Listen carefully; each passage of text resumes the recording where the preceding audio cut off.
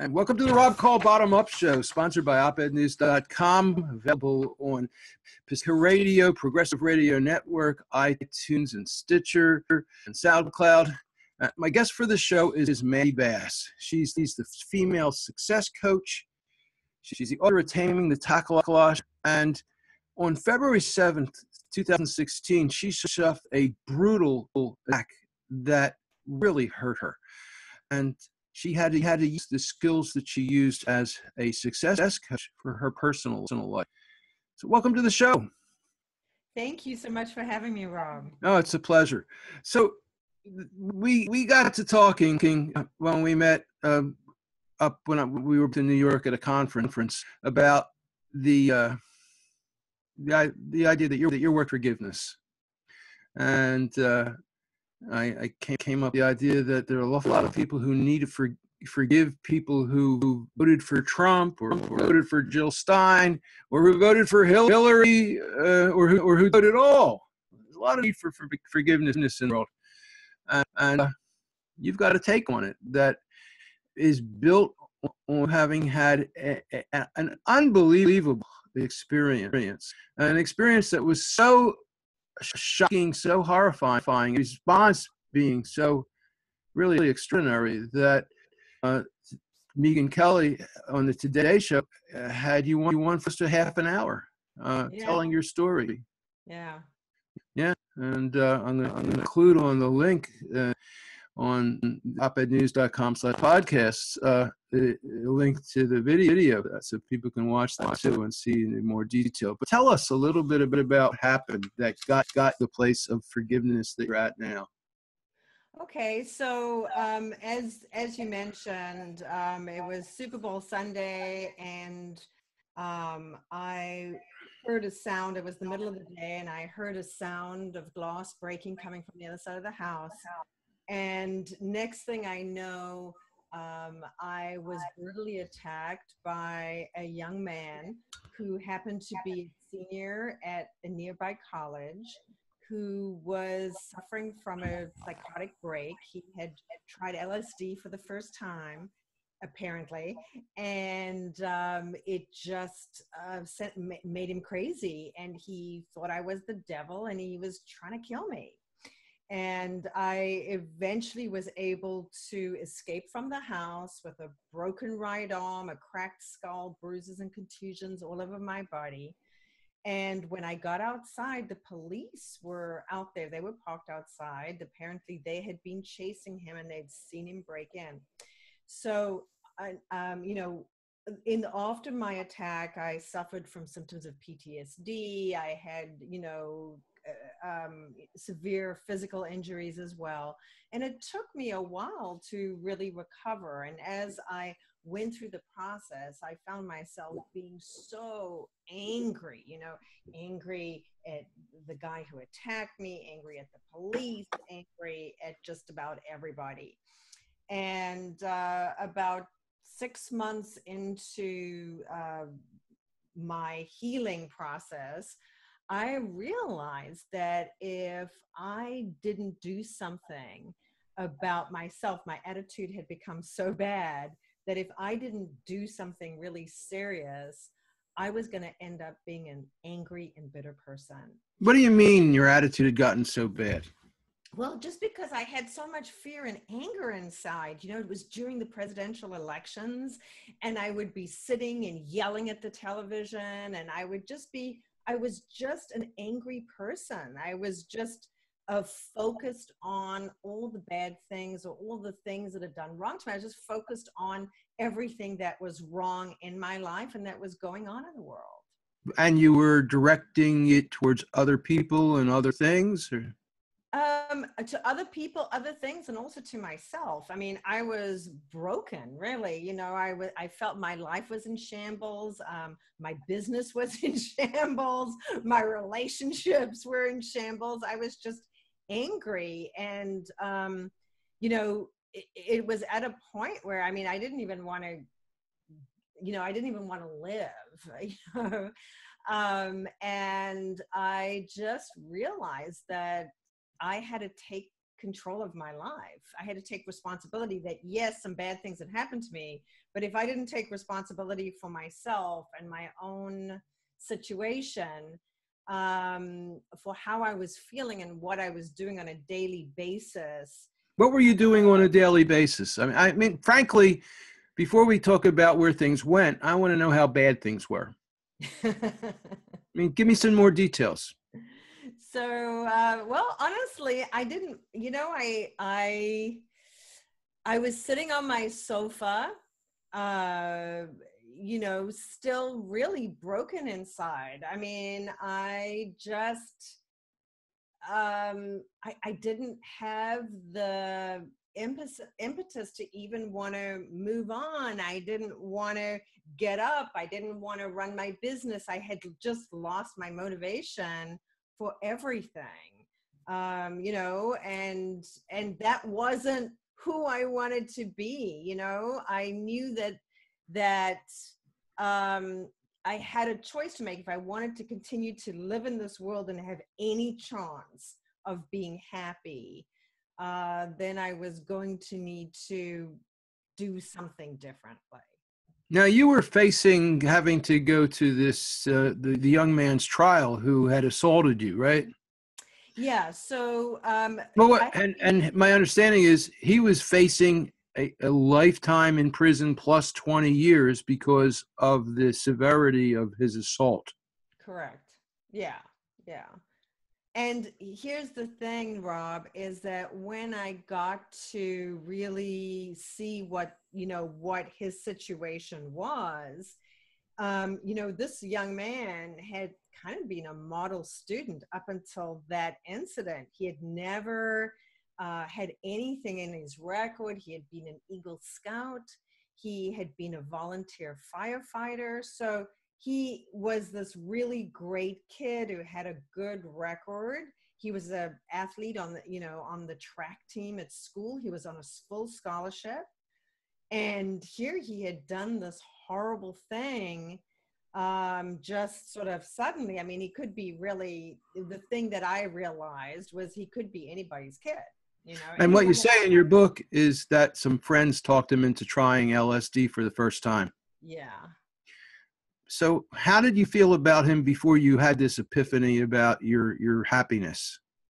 Well, I was really angry. I don't think that I wanted him. I've never thought that our criminal justice system really does a great job. So I never really thought that life in prison was going to be the right thing for a kid like that. I wanted him to get punished, but I didn't think that, life in prison for a young man of 20, at that point he was 21 years old, I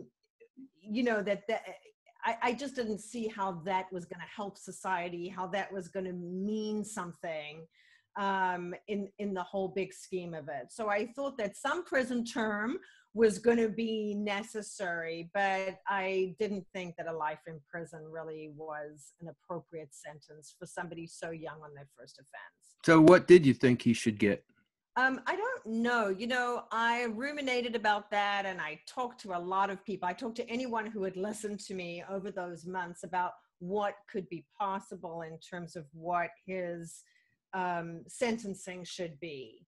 What I was concerned about was that if he went to a maximum security prison, because he was facing several felony counts, one of them a first degree, if he went to in one of those prisons where he was amongst hardened criminals, murderers, and people like that, would he even survive it? Would he come out alive? And if he did, what would he be like at the end of that? What would happen? Would he be worse than he was? He hadn't appeared to be some hardened criminal or somebody who walked around thinking about committing crimes. He was just finishing his college degree.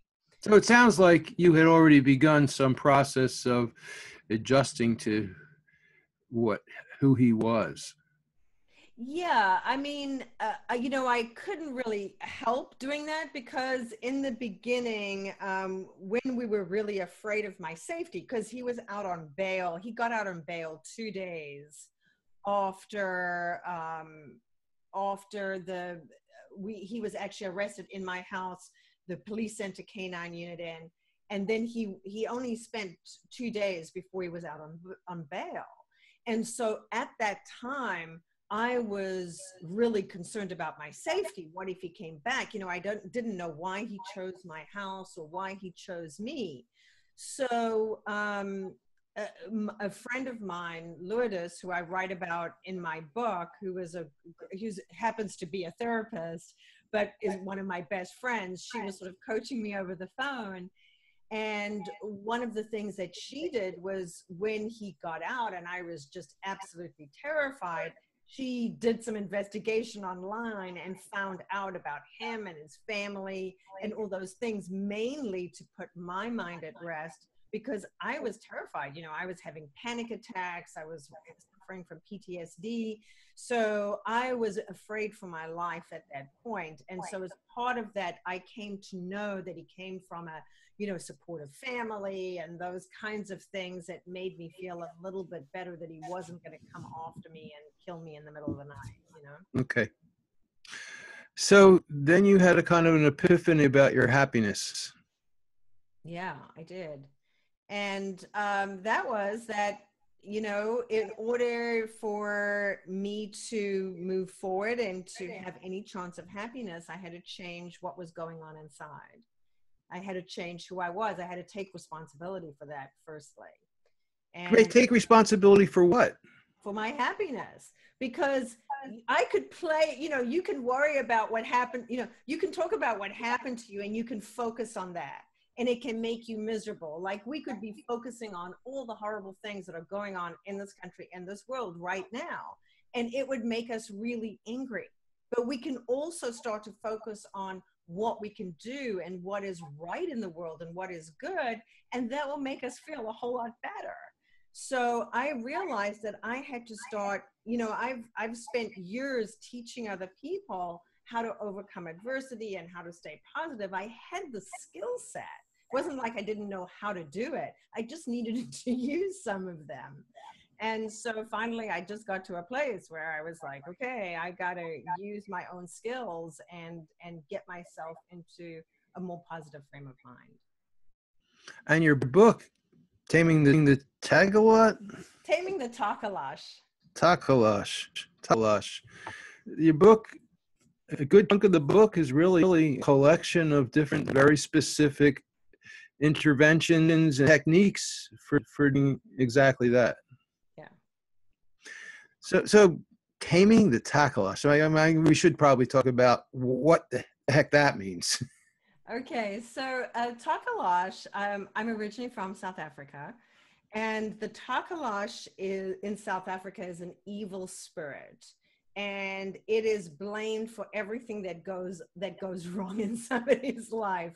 It's used in witchcraft as like a boogeyman, right? So I use it in my book as a symbol for fear, as a symbol for our irrational fears that we face, and I think that we all have a takalash that we need to tame. And so that's why it's called Taming the Takalash, through fear into healing. And until we're able to overcome our fears about people and things, it's unlikely that we can come to a place of forgiveness, of healing. Okay, so what did you do?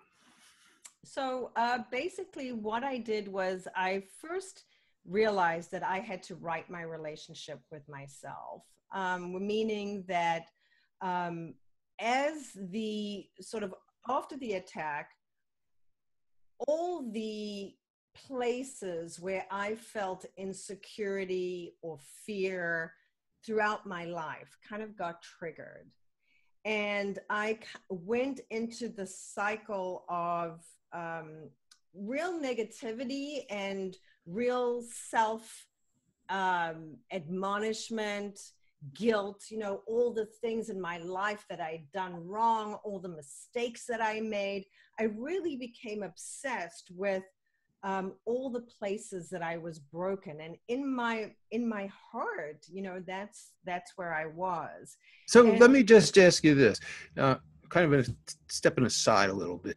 mm-hmm. One of the reasons, like I said, the reason I had you on is there are an awful lot of people who are very angry and who are not forgiving. Mm-hmm. Do you think that they're also going through this kind of experience? Are they going through PTSD? Are they experiencing fear? Has this whole process of the Trump monster, the Tagatron monster, Tagatron monster, is that triggering all of their pains and all of the stuff that you just described that was triggered for you? Bingo. So for progressives, I think that Trump is our takalash, right? Is a symbol, and so I But don't. he's real. He's real. Yes, he's real. But what the places in us that get threatened are things that we fear. But I also think that it's necessary to understand that the people the people who voted in a different way, they too had their takalash, right? And what Trump was for them symbolically was the tamer of their takalash. They too have their fears. They too have all those things that were stirred up. We have more in common with each other than we have that are not that common, right? We have more things that we can work toward than not. I think that we all have fears, like for me, I come from a different country. Depending on what your worldview is and what your conditioning is and where you come from in your life, we are all coming into this world and into this experience today with a different set of beliefs and conditioning. And it's that conditioning that helps to shape, the things that we prefer and the way we see the world. I, having come from and traveled in different places and been to different countries, see the entire world, the entire population of the world as my family, as us. I get offended when people isolate themselves, or when we say make America great again. I think about the 65 million people who are refugees and have nowhere to go in the world and nobody wants them, that are homeless. I think about those people. They have just as much right as I do, and to a good life, and to a roof over their head, and all those kinds of things. But that's just my conditioning. That's my experience. It doesn't necessarily make me right. It just, it's just part of who I am, and based on my worldview. And so I have to understand that other people come to this with a different worldview, a different set of beliefs, a different set of things that have happened to them. They look at my situation and they're just horrified about what I had to go through by being attacked in my home. And as horrible as it was, it wasn't quite as bad as having to live through war on a daily basis for those people in Syria. You know what I'm Yeah, saying? that's true. So So let me hop back to where we were in the okay. story. So you had this epiphany and you decided you needed to take responsibility for your life and your happiness, and you set up a meeting with Ken Johnson, Yeah, your and attacker. actually, that is a name that I Okay, could you call. made that. Okay, so you set up a meeting with your attacker, and where the lawyer was present and his parents were present. Why did you set that meeting up? What was the goal there? I felt like I needed to come face to face with him. Part of it was that in the report, it said that his report had said that he didn't remember anything that happened in my house that day. And I felt it was important for him to take responsibility for what he had done. And I wanted to make sure that he was going to do that. I realized at that point that there was going to be some type of a plea bargain and that we weren't going to go to trial because they were admitting to guilt, but they wanted to get a reduced sentence. And I felt it was just really important that I come face to face with him and that I show him the pictures that I had of what he had done and make him accept responsibility, that I gave him an account of what it was like and what he did to me. Okay, so we're going to find out what happened next right after a brief station ID. This is also done on the radio, so I'm going to just put in here a little bit for the video viewers that you can check out past interviews that I've done on iTunes or on opednews.com/podcast. This show's been going for about 10 years now, and there are hundreds and hundreds of interviews. And I'm going to just pause for a little silence so when I'm doing the editing, I can see that little spot where there's no sound. That ought to do it. So my guest for this show is Mandy Bass. She's the first female success coach. She's author of Taming the Takalash, and she was brutally beaten and assaulted on February 7th, 2016. And the way she turned around handling her assaulter and her relationship with it is not typical. It's unusual enough so that she was featured on the Today Show with Kelly for a half-an-hour segment. So you met with your assaulter, and what happened? So I just want to state, because I want people to understand that this wasn't just something that just happened one day, right? That I didn't wake up and just go there. This happened like in November, and I really started my healing, really working on healing myself emotionally, mentally, spiritually, if you would, probably at the end of June, July, something like that. So I had really been doing a lot of internal work leading up to that particular meeting, really working on trying to build my own, self respect, self-love, those kinds of things. I'd really been working on that for a while, and I was starting to feel really healthy. So I just want to kind of say that going in, that I didn't just go from the angry part to meeting him. And I really, Rob, didn't know what I was going to do that day. I knew that that day was going to be important in terms of what I was going to say to the DA about what I wanted for his sentencing, but I wasn't quite sure what was going to happen. And so I just decided to just surrender the whole process and kind of give it to God kind of an attitude, and go in there in that sort of light and just try to just be in that moment. And what happened when he walked in the door with his father and his lawyer was just something that I don't know if I can really put it into words, but it all of a sudden I felt as if all the anger and resentment that I had experienced was literally lifted off me.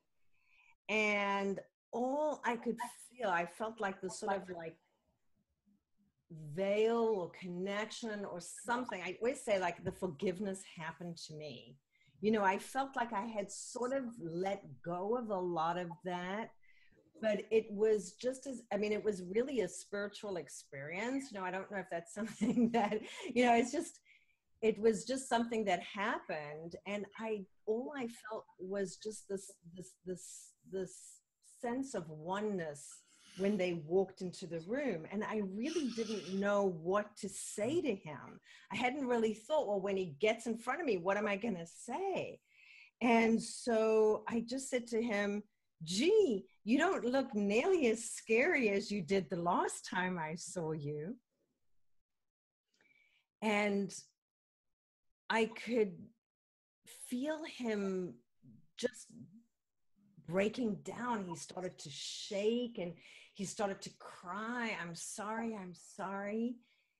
And just instinctively, I went toward him and put my arms around him and gave him a hug. And he just fell into my arms and started to sob, telling me that he was sorry. And I told him that I forgave him, that God forgave him. And it was just like all the divides between us were gone, were just disappeared. So you had really prepared yourself so that you were ready to forgive.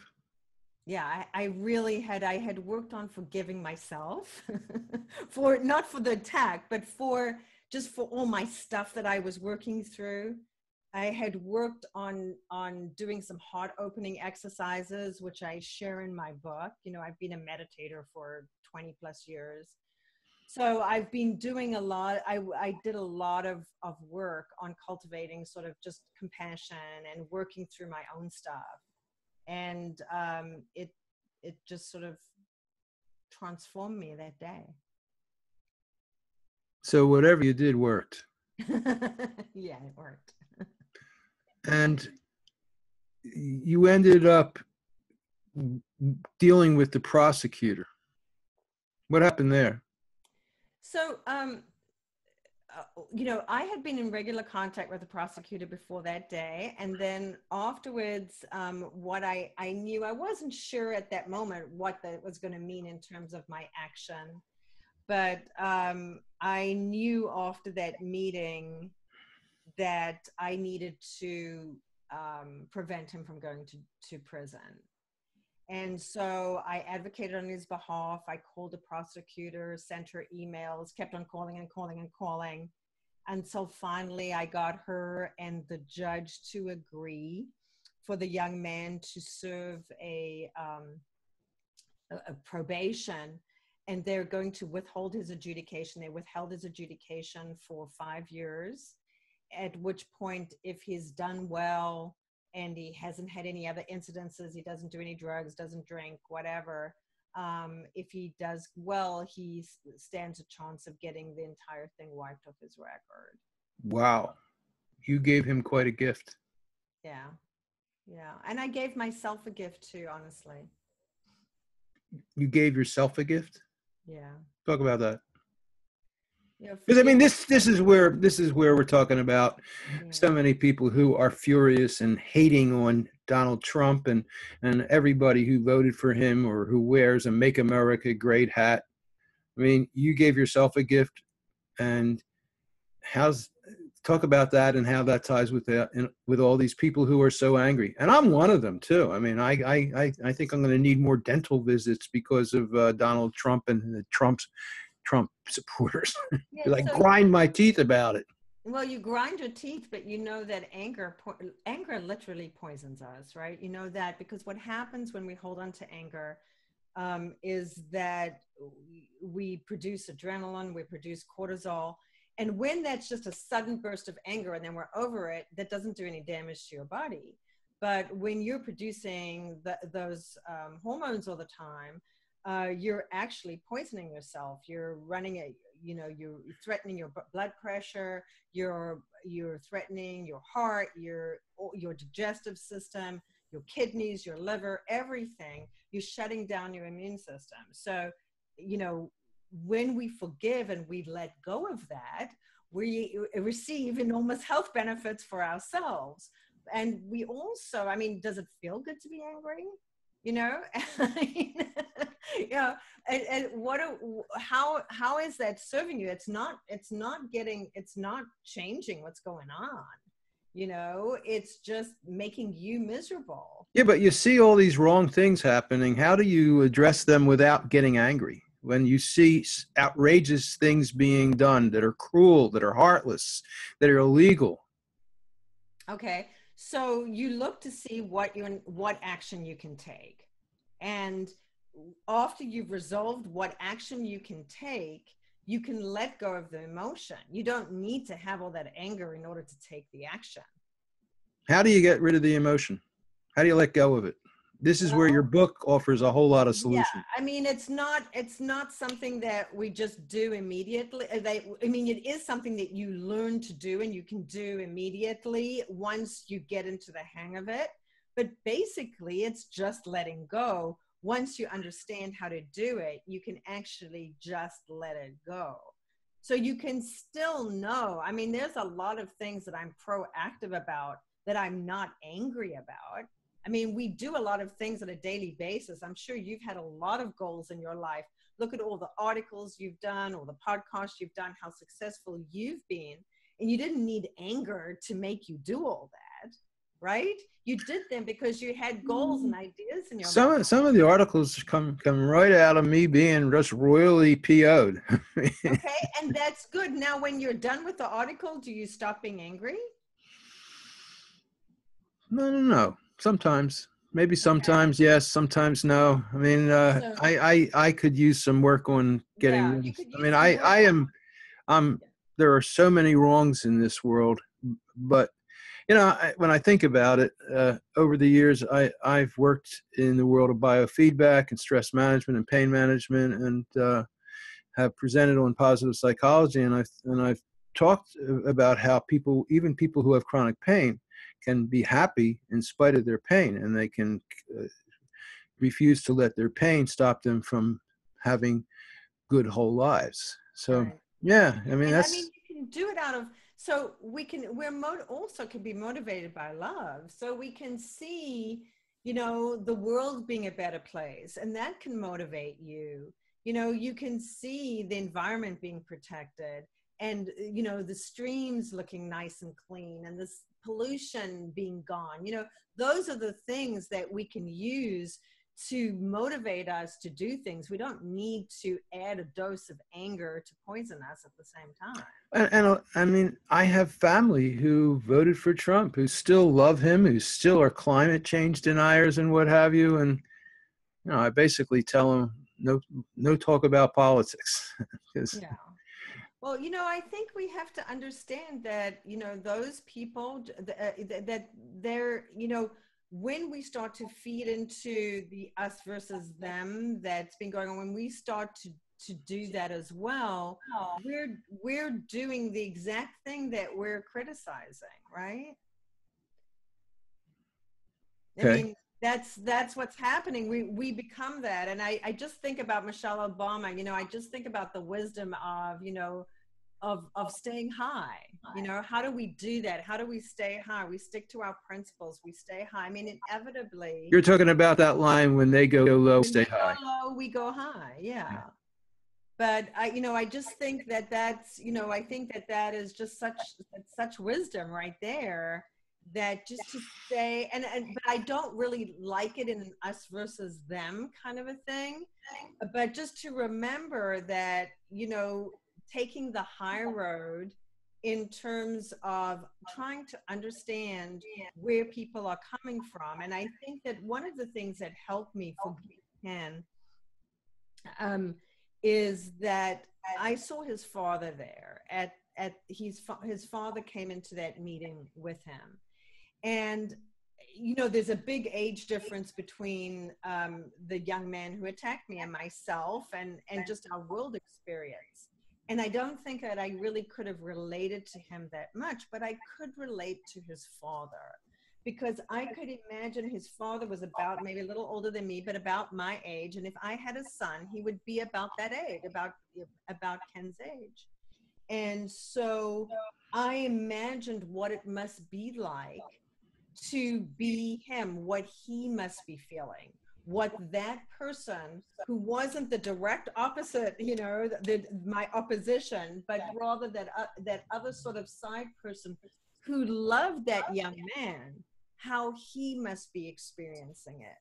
So maybe and that helped me to sort of bridge the gap and make that transition. So maybe in the case of somebody who's really angry, let's say at Trump supporters for supporting Trump, could you step into the mind or the shoes of somebody who maybe voted for um, one of the other candidates? Could you maybe see it from their point of view? Or maybe could you see it from the point of view who somebody who was so frustrated with the whole campaign and the whole election and everything went down, who just decided they were going to stay home? Can you maybe just see it from their point of view? And if you can just do that, and not to be in that point of view forever, but just to try to imagine seeing the world through their eyes, listening to it through the campaign and all the rhetoric and all that stuff through their ears, and maybe just giving yourself a little bit of flexibility to see things a little differently. And then you can kind of go over and go, okay, now if I were somebody who maybe had grown up in this kind of an environment that might be the environment of a typical, you know, Trump supporter, and having experienced the world the way they did, and having lost my job in a coal mine or whatever. And here comes this man who gives me hope, who speaks to me in a language that no politician has ever spoken to me before. Can I maybe just step into that for a moment and try to think about what that may be like? And then after you've done that, it's a little bit easier to kind of just get flexible enough to just see that, okay, maybe I could have made that decision as well, you know, and just try to see it from a more compassionate. And what keeps going through my mind is, yeah, I can see that during the 2016 election. But now, over a year later, it's clear that Trump is a total liar. He lied about what he promised to do, and he is a total screw-up. He's unable to tell the truth. And anybody who still is supporting him, geez, what the heck is wrong with them? Okay, so So bye-bye on that explanation. So yeah, and I would say to you, okay, so the majority of people who are supporting Trump are not watching MSNBC and probably not watching a lot of CNN either. They're watching either Fox News, or they're just watching Trump's tweets. They're not necessarily news watchers. You know, they're watching Roseanne, or they're watching, you know, whatever. They're not that their propensity is not to be watching the news every day. Right. Or they're watching the 5 o'clock news that tells them about their local stuff and very little about what's going on in the EPA or in, you know, whatever. So their experience of that is very different. Their information, as you know, their facts are different. So work on me here. You know, another thing that, you know, there are probably millions of couples. You know, the demographics are that women tended to vote for Hillary, not white women, but there were a lot more women voted for Hillary overall than men did, and especially older guys over 50. You look at a guy over 50 who's white, and he probably voted for Trump. Mm-hmm. And which I didn't, but anyway. And recently, I've been knocking on doors, doing some canvassing for a candidate, and I meet these, and so I have a list. I have a list of people who have voted Democratic, because I'm supporting a guy who's running as a Democrat, who's a really solid progressive, and so a woman comes to the door, or a man comes to the door, and if it's a man, I go, he's almost never a Democrat. And the woman comes, and you got all these split families. So this is probably a problem for millions of people. Now, I'm sure that these couples have worked it out, or they just don't talk politics, or they just go into the booth and they neutralize each other. But I mean, I would think it's a big problem that there are a lot of people. So what would you do? Walk me through something. Take me on an exercise. Now, you've got some interesting exercises there. Which one do you think would be the best one for me? Well, I think that, well, let's see. let me ask you this question. It would depend on this question. What is it that you're most afraid of when it comes to Trump? What am I afraid of? Mm-hmm. All these Trump supporters or whoever it is. What are you afraid of I'm most? getting my book out. Sinclair Lewis wrote a book. It Can't Happen Here. You know the book? Yeah. Yeah. Well, he wrote about it in the early 1930s, describing what it would look like if America had a fascist dictator like Hitler. And I'm afraid. I mean, and every day I get articles from people describing what happened in Germany and looking at how it could happen here. And it can happen here. So I'm afraid of that. Okay. Okay. So, and that's a sort of that's an existential threat, right? I'm not sure what you mean by existential threat. Well, it's a threat. You feel like that's a sort of a threat of your life, right? A threat of the lifestyle or whatever. No, I think it's a not unrealistic threat of what could happen because it happened already, and it happened when people stayed quiet and stood for it. The right. kind of And we stuff. wouldn't want you to stay quiet, but would you be okay with sort of coming to a place of understanding with some of these Trump supporters? Because that's really what we're talking about. I'm not suggesting. So let me sort of like be clear. I'm not suggesting that you change your opinion about your politics or policy, but I am suggesting that we find a place of common ground with other citizens, with other people who are Trump supporters, and be able not to see them as the other. Yeah, and in your book you talk about kind of flipping a switch so you experience love. And Yeah. that would be great. I mean, I would love to be able to feel that way towards people whose politics were so different from mine. And Okay. with my family members, I do love them, but Okay. there are times when I just got to grit my teeth and not say anything, and often say we got to stop this conversation. Okay. Yeah, and so that's something that you want to have a resource around, right? So it's something when that conversation comes up, you want to trigger those separate things.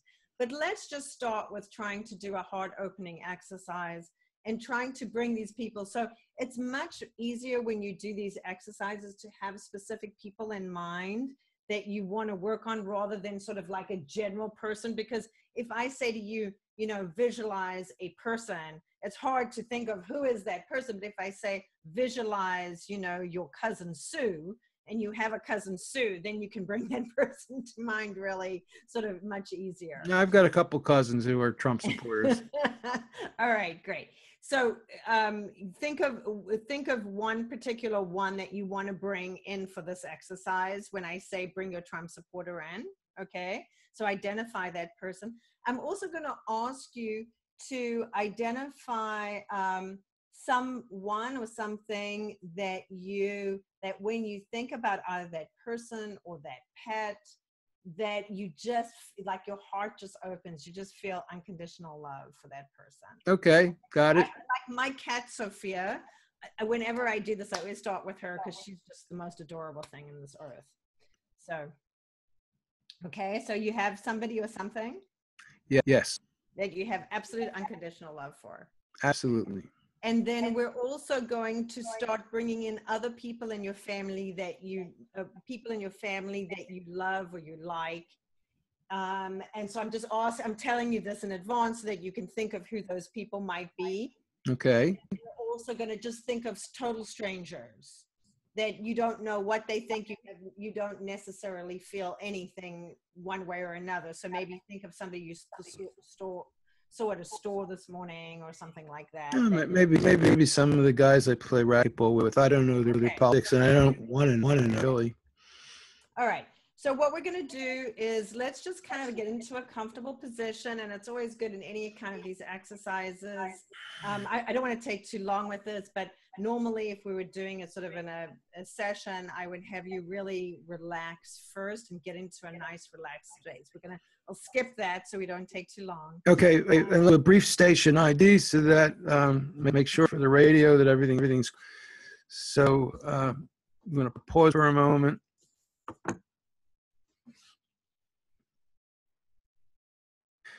And my guest for this show is Mandy Bass. She's the first female success coach. She's the author of Taming the Takalash, which describes a horrendous experience she had where she was brutally assaulted and with multiple fractures. And then she turned around and forgave her attacker and wrote a book about it. That's good. Excellent, really. So you're going to give me now an exercise. Yeah. Heart opening exercise? Yeah, we're going to do a heart opening exercises, and I provide a whole lot of these in my book. Yes. Yeah. So, okay. So get into a nice comfortable position, close your eyes, take a nice deep breath, and exhale, and just feel your entire body just relaxing and getting into a nice relaxed. Don't do this if you're driving. Yeah, don't do this if you're driving, please. So just focus in on your breath for a moment and just feel the air going in and out.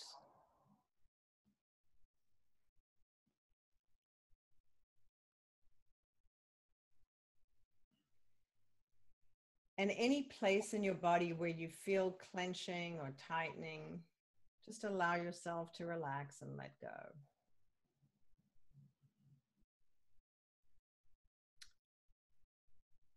Now, bring to your awareness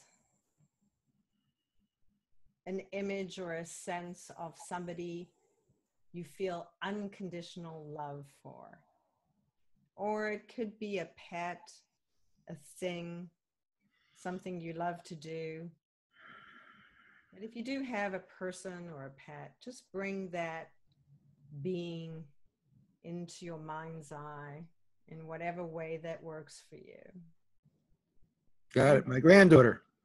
Okay, great. And just allow that feeling that you get when you see that face, the eyes, the smile. Just let that sense open you up. Just feel that. And I want you to imagine you sending to that person the love that you're feeling, and I want you to feel it coming back to you. So giving and receiving. And now continue that giving and receiving, and let that image of her fade into the distance, and in its place, bring in another family member. And just continue to send that feeling of unconditional love, and imagine that person sending it back to you.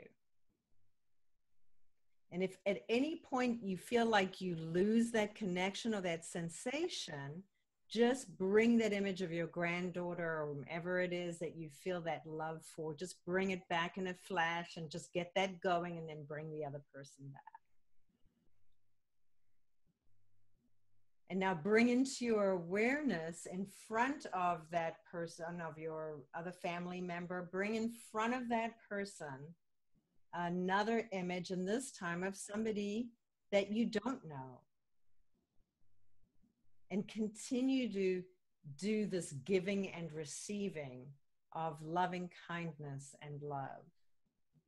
And any point that you lose it, just bring your granddaughter back into the picture. She's standing right there behind them all. And just feel that love flowing back and forth.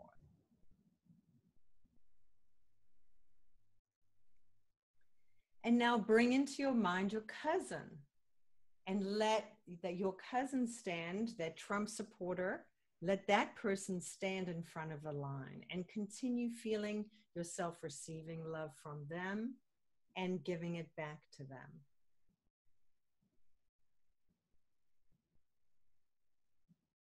It's really easy to do, actually. I do love my cousin. Yeah.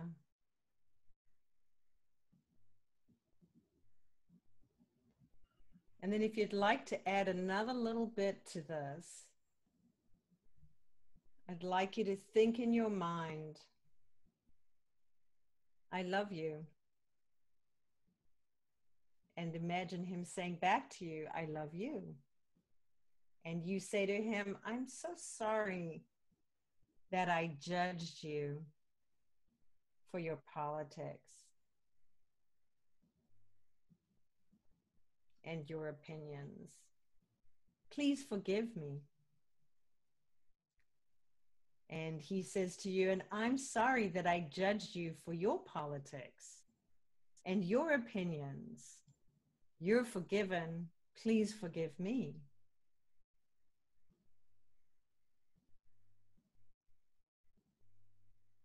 And after you apologize to each other and accepted each other's apologies, thank each other for taking this time and being so open and having the willingness to be flexible in this. Whenever you're ready, you can open your eyes. So I did really well until the asking for forgiveness from him and forgiving him. I mean, I worked on it, but there's a little bit of like, that's a little fantasy there, but it definitely helped. It definitely helped. And the idea of kind of cloning the good feelings from that I have towards my granddaughter and directing them out to other people makes a difference, and even doing it with a neutral person. I mean, so it makes sense. And yeah, so you just kind of gradually move. You go from the extreme love and you just gradually move it until you get to that opposite, and you'll find that if you do it that way, it's much easier than just trying to do it with that extreme version, because you're just going further and further over. And just remember that when you forgive somebody, it doesn't mean you're condoning their behavior. It doesn't mean that you are agreeing with them, or that if they did something bad that you don't think they should be punished. What you're doing is you're letting go of your own animosity. You know, you're allowing yourself to feel the commonality in that other person. It's not that you're you know, I think that sometimes people think that to forgive somebody means that you're condoning their behavior, but that's not it at all. You know? so, okay. You have a couple other exercises, a Huna exercise, a Tibetan exercise as well. Can you talk a little bit about that? Okay, so the Huna exercise, when I said, let me do this, I love you, I'm sorry. You know, the Huna in Huna tradition, they believe that we come into this world to clean up the messes, if you would, of our past. Not, they don't necessarily believe in sin, but you know, the things that have gone wrong in our past. And that the more we're able to clean things up, the more we're able to heal, the closer we come to our creator. And they believe, similar to a sort of Buddhist belief, is that we are all just projecting a lot of the things that we are seeing that's coming up for us is stuff that we are projecting from our conditioned mind, which may be things that we've done in the past or we've experienced in the past or our ancestors have experienced. And so the Huna tradition is basically, we heal our relationships, we heal what's going on in the world by healing ourselves, and that all the work is internal. So if you want to heal the planet, you start with yourself, you know, kind of a thing. You start cleaning up your own messes, and that eventually leads to cleaning up what's showing up for you. So that's Huna. I did a little bit of that at the end of the exercise. And then the Tibetan practice is basically What's that called? Tonglen. Tonglen. Yeah, that Tibetan practice it's a great one to do when you're in a traffic jam. Basically, what you do, you can do that either with eyes closed, or you can do it just walking down the street. But basically, you identify whatever it is that you're feeling. Let's say you're feeling anger, and you sort of allow yourself to breathe it in, to accept what you're feeling. So you breathe in on the inhale and just accept that you're feeling, this anger, this whatever resentment, whatever it is you're sensing. And then you send out on your exhale a wish or a prayer that you be relieved of the suffering. So you breathe in the anger, and then you send out a wish, oh, may I be relieved of this anger. And then you sort of expand it. So then you start, let's say you're in a traffic jam and you're like, I'm so angry in this traffic jam, I don't want to be here. So you wish that you could just be relieved of the sensation that you're experiencing. And then you look around you at the other people who are in the traffic jam as well. And you breathe in their suffering, their anger in this traffic jam, their frustration. And then you send out a wish that all these people and you be relieved of that suffering. And you just keep on expanding it and expanding it. And you start to go, oh, I think of all the people who have been in this traffic jam, or all the people who have felt the sensation of anger that have come before me, who felt this way. And you send out a wish that they be relieved of that suffering. And all the people that are going to come after you, that they be relieved of the suffering that they're going to experience. And what it does is you sort of include all these people. You start to feel so connected, because normally what anger does is it alienates you from everybody, right? And disconnects. Yeah. And so this exercise just helps you to feel so connected, because you realize that, hey, we all experience this. We're all part of the human family. We're all the same. We're all one. We're all like cells on a body, I like to call it connection consciousness. Yeah. So that's So, but you have another exercise though, where you have somebody get really, really disconnected and go off into space, kind of. Yeah, well, there's all these different exercises. Yeah. So, it's sort of the microcosm and the macrocosm. And so I believe, I've got a big toolbox. And so I am one of those people that believe that it doesn't matter what tools you use, that there's something for you, and so I'm always trying to find, what will work for people, and don't try to promote just one way of Okay. getting to the same So goal. you, as we discussed, you have been a success coach for a long time. Yeah. And you found that the tools that you used for coaching people helped you to get over this.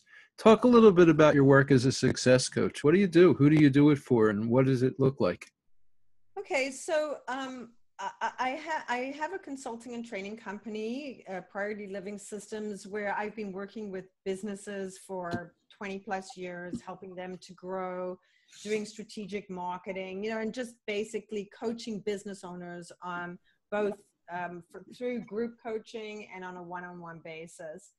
And I also, over the last maybe 10 years or so, have worked with experts and coaches, because that business really sort of grew. And so I've been coaching other coaches and helping them to grow and position themselves and to do public speaking and kind of how to do that. So that's been like the majority of my consulting type business. But back in the 90s, I also started to do a lot of personal growth seminars. So my individual coaching was more based on business owners and helping them, grow their business. And then I would do a lot of seminars and workshops that teach people these kinds of techniques using self-hypnosis, neuro-linguistic programming, meditation, all those kinds of things that can help people to use their minds more effectively. And if people are interested in more of that, they can go to my website, mindtosucceed.com, and I have hundreds of pages of tools and techniques that you can explore and discover for different issues that you have and different places that you might want to, try to do some work on. Cool. And you got into the coaching from having been an entrepreneur and having been in business, right? Right. Mm-hmm. Yeah. So yeah, I'd actually been in financial services. I had a successful financial services company, which I sold in 1996. And that's when I started, actually people started to ask me to help them grow their business, their financial services business. And that's basically how I got started. All right. And we're coming up on the end of the interview. We got 30 seconds. Anything you want to finish with? No, I just like to remind people that forgiveness is about you. And we can do a lot more if we work together than if we move apart. Great. And you've been listening to Mandy Bass, and she's the author of the book, Taming the Takalash, and talking about healing and forgiving. Thank you, Mandy. Thank you so much, Rob.